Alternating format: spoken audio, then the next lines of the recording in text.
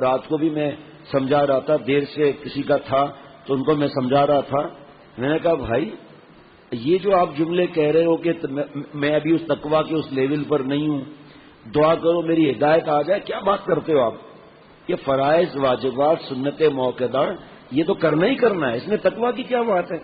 دوسرا آپ کے ذہن میں جو یہ بیٹھا ہوا ہے کہ میں گھر کے بڑے یا شیخ کو خوش کرنے کے لیے نیک عمل کروں گا تو یہ ریا ہو جائے گی. میں نے کہا آپ جاؤ جا کے مفتی صاحب سے پوچھو، ہمیں چھوڑو، آپ رائٹنگ میں لکھ کر فتوا لو کہ کیا یہ گناہ ہے، ثواب ہے کہ آپ نے اللہ کے لیے یہ کیا. حضور صلی اللہ علیہ وسلم نے ایک صحابی سے فرمایا رات کو میں گزرا تو آپ بہت اچھی آواز میں تلاوت کر رہے تھے. عرض کیا کہ نبی صلی اللہ تعالی علیہ وسلم اگر مجھے معلوم ہوتا کہ آپ قرآن پاک میرا سن رہے ہیں میں اور اچھی آواز سے قرآن پاک پڑھتا. تو یہ ریا ہے؟ حضور صلی اللہ علیہ وسلم نے فرمایا کہ آپ نے ریا کر لیا. حضرت ابو ہریرہ رضی اللہ تعالیٰ نے 5364 احادیث کے راوی، جہاں دیکھو حضرت ابو ہریرہ رضی اللہ تعالیٰ نے فرمایا بس کپڑا اور تھوڑی روٹی پر وہیں رہتے تھے چوکھٹ پر رات دن. خود فرماتے ہیں کہ میں بے ہوش ہو جاتا تھا بھوک سے، بے ہوش ہو جاتا تھا بھوک سے. بس ایک تڑپ تھی کہ دین مجھے مل جائے میں آگے پھیلاؤں. کھانے پینے کا، نوکری کا ہوش نہیں تھا. کوئی ایک دو کھجوریں دے دیتا تھا تو کتنے گھنٹوں تک روتے رہتے تھے کہ اللہ آپ کا شکر ہے آپ نے مجھے 2 کھجوریں عنایت کی. تابعی نے پوچھا صحابہ رضوان اللہ علیہ مجمعین سے، سنا ہے آپ گھٹلی کھاتے تھے، کیا آپ کو مزہ ملتا تھا؟ فرمایا جب گھٹلی بھی نہیں ملتی تھی تب پتا چلا گھٹلی میں کیا مزہ آتا تھا. ہمارے آپ کو پراٹھے، انڈے، باربیکیو منع ہے کیا؟ وہ خاص لوگ تھے. لیکن یہاں نصیحت ہوتی ہے کہ ذرا دھیان رکھیں، اللہ کی نعمتوں کو استعمال کر کے اس کا شکر بھی تو ادا کریں. ایک بار تو ایسا ہوا کہ لوگوں نے سمجھا حضرت ابو ہریرہ رضی اللہ تعالیٰ اللہ کے پاس چلے گئے. پھر پیٹ پر پیر رکھا، اس وقت کے یہ علاج تھے، پیر رکھا کہ زندہ بھی ہے نہیں. ان کے پیر کیسے تھے، ان کی طاقت کیسی تھی صحابہ رضوان اللہ علیہ مجمعین کی؟ تب پتا چلا نہیں کچھ سانسیں آ رہی ہیں. یہ حالت تھی دین کی فکر کی. حضور صلی اللہ علیہ وسلم کے پاس روتے ہوئے آئے کہ ریا ہو گیا. میں نفلیں پڑھ رہا تھا، ایک صحابی دوست آ گئے، انہوں نے مجھے دیکھ لیا، یہ تو ریا ہو گیا. فرمایا ابو ہریرہ مفہوم عرض کرتا ہوں کوئی ریا نہیں ہے، کوئی ریا نہیں ہے. ہاں کسی نے مجھے دیکھ لیا تو مجھے خوشی ہوئی تو یہ تو ریا ہو گیا. فرمایا کوئی خوشی، کوئی ریا نہیں ہوا. آپ کو 2 ثواب ملیں گے، 2 ثواب. نمبر 1 آپ تو چھپ کر پڑھ رہے تھے، ٹھیک ہے، اس کا ثواب ملا. دوسرا یہ کہ دوسرے مومن نے دیکھا تو اس کو عبادت کی فکر لگ گئی تو آپ کو دوسرا ثواب مل گیا. ایسا تھوڑی کہ ریا خود بخود. کتنے لوگوں نے نیک اعمال چھوڑ دیے کہ ریا ہے. کتنے لوگوں نے میرے سامنے حضرت سے کہا حضرت داڑھی رکھنے کا بہت دل چاہتا ہے لیکن دل میں آتا ہے تو میں نے آپ کے لیے، مخلوق کے لیے داڑھی رکھی تو اس داڑھی کا کوئی فائدہ نہیں ہوگا. حضرت فرماتے تھے آپ بدھو ہیں، آپ کو لگ ایسے رہا ہے اصل میں آپ نے اللہ کے لیے ہی رکھی ہے.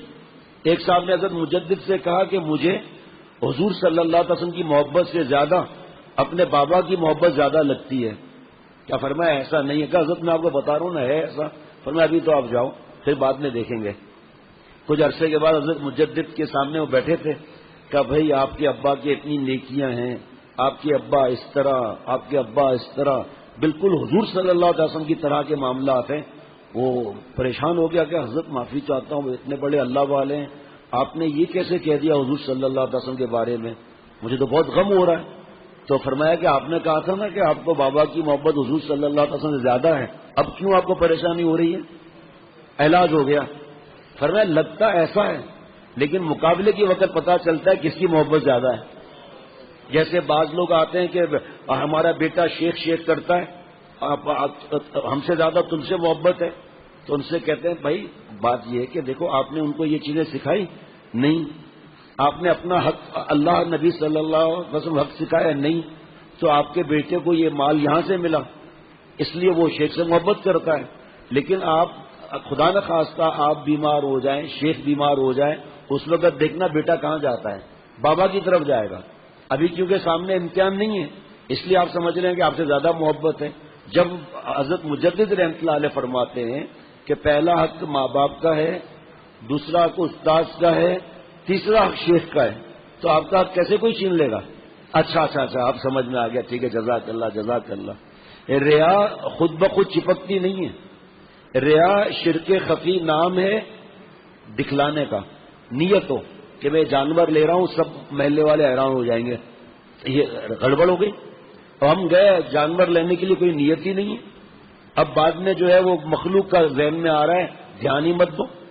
اور اسی وقت نیت صحیح کرنے میں کتنی دیر لگتی ہے کہ میں اللہ کے لیے جانور خرید رہا ہوں، ہو گیا ختم بات.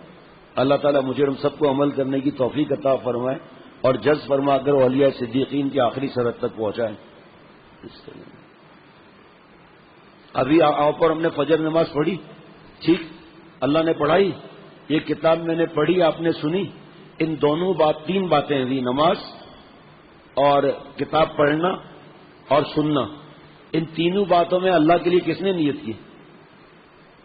تو دیکھتا ہوں کتنے لوگ بتائیں گے آگے نماز پڑھ لی، اللہ اکبر. یہ بھی اللہ کے لیے ہے. کیوں؟ جب دل میں مخلوق نہیں اور اللہ کی نیت بھی نہیں کی تو اللہ ہی تو ہے. اتنا مزیدار جملہ ہے، سارا ریا وسوسہ بھاگ جاتا ہے. بھائی جب اللہ کی نیت نہیں کی اور مخلوق کی بھی نیت نہیں کی تو دل خالی کیسے ہوگا؟ اس میں اللہ ہی ہے. اس لیے لوگ گھبرا جاتے ہیں کہ آتے ہیں کہ ہم نے عشاء کی نماز پڑھی، اللہ کی نیت ہی نہیں کی. تو بھائی آپ نے مخلوق کے لیے نیت کی نہیں تو اللہ ہی کے لیے دعا، گھبرانے کی کیا بات ہے؟